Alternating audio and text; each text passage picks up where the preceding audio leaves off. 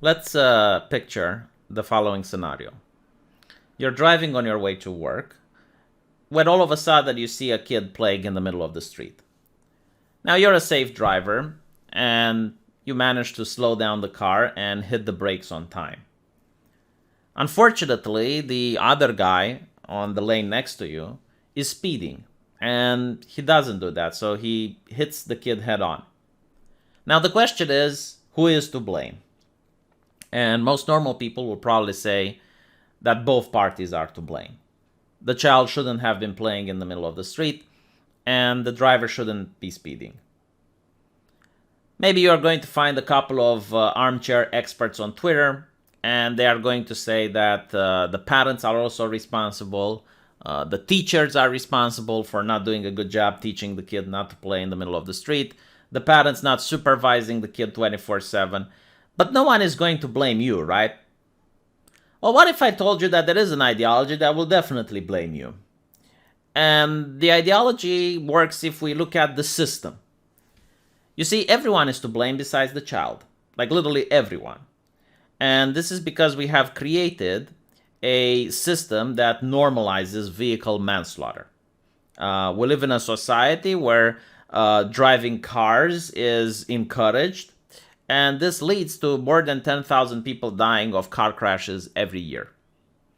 Now, all drivers are responsible, even if they commit traffic violations or not, because drivers have privilege. And the drivers, they have the privilege to get to work faster. They have the privilege of carrying their groceries from the supermarket all the way to the home. And by doing so, they incentivize other people to drive car, and they normalize the driving of cars. And even the people who don't drive cars, they're also responsible, because it's not enough to choose not to be a driver. You need to be an anti-driver. You see, if you go to the supermarket and you buy something, you're also paying for the person that transported the good from the factory to the supermarket. So you're complacent in the system. The job that you do is complacent in the economy that normalizes vehicle manslaughter. And the only thing that you can do is to advocate for the government to seize the means of car ownership, or to make cars so expensive that only very few people will buy it. And you also need to do activism. You need to hold people accountable for doing traffic violations.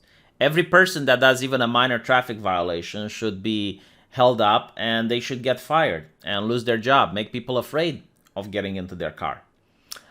You should also believe every single person that claims they have been a victim of traffic. You don't need any evidence. Like, obviously, you're not going to believe a driver. What reason would the pedestrian have to lie? If a pedestrian says that they wanted to cross the road, but a car didn't slow down to allow them to do so, well, obviously, we need to believe all victims, and the driver, should be held accountable. He should be fired, and we should demand an apology from him. Not necessarily in the same order. And then the media can just do this 24/7, like they can show car crashes after car crashes in order to create a moral panic. They should stigmatize all drivers, put them in the same bucket, and say all are responsible. And then the academia can also point out how this culture of car normalcy and vehicle manslaughter creates pollution. They're not good for the environment. And we know that pollution affects minorities far more than it affects people in the United States. There are papers that show that global warming is affecting the third world a lot more than it affects the United States. So you can see how cars are not only helping bring about the end of the world, but they're also, which is far worse, bringing about racism, environmental racism, and so on and so forth. So now you can have this ideology and you can mix it up and have like all the other narratives flow into it, right? Now, when I say something like this, it looks absolutely crazy. It looks absolutely ridiculous. Like, the arguments that I am making are incredibly flawed and just dumb.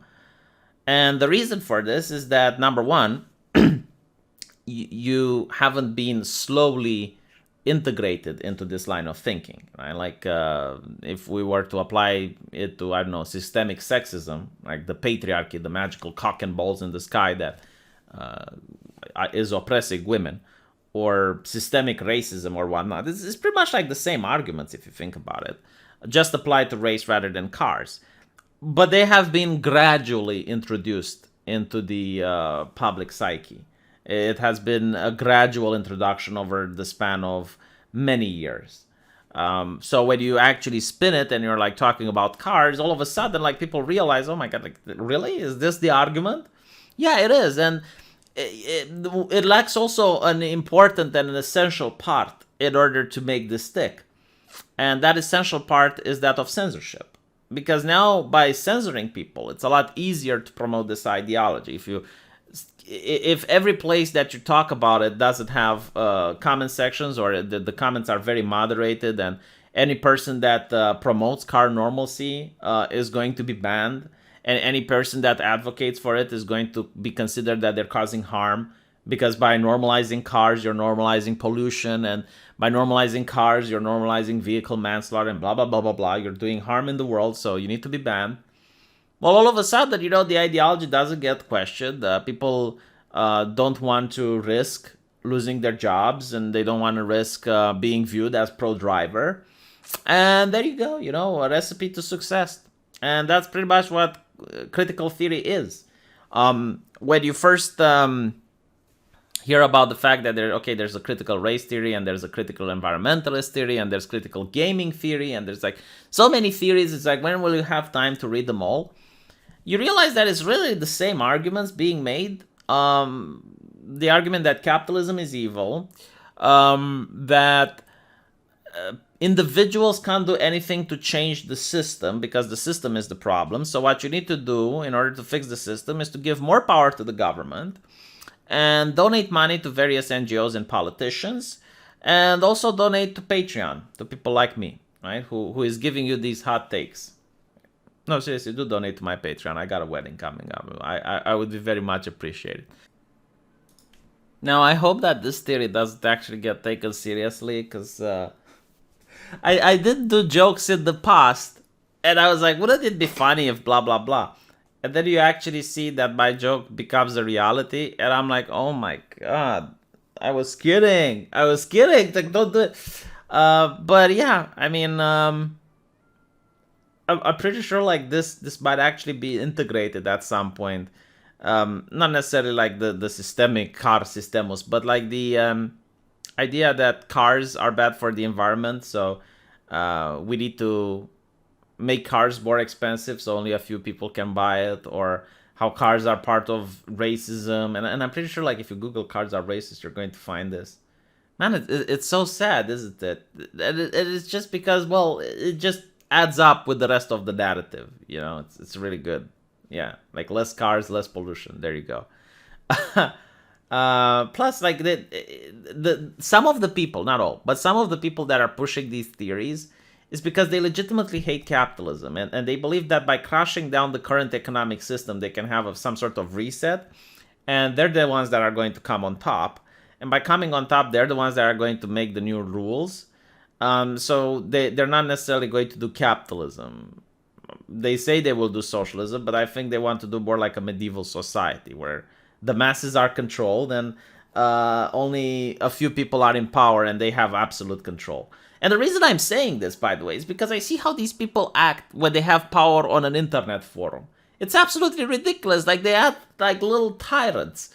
The rules don't matter. The rules never apply to them. Like, they do whatever they want.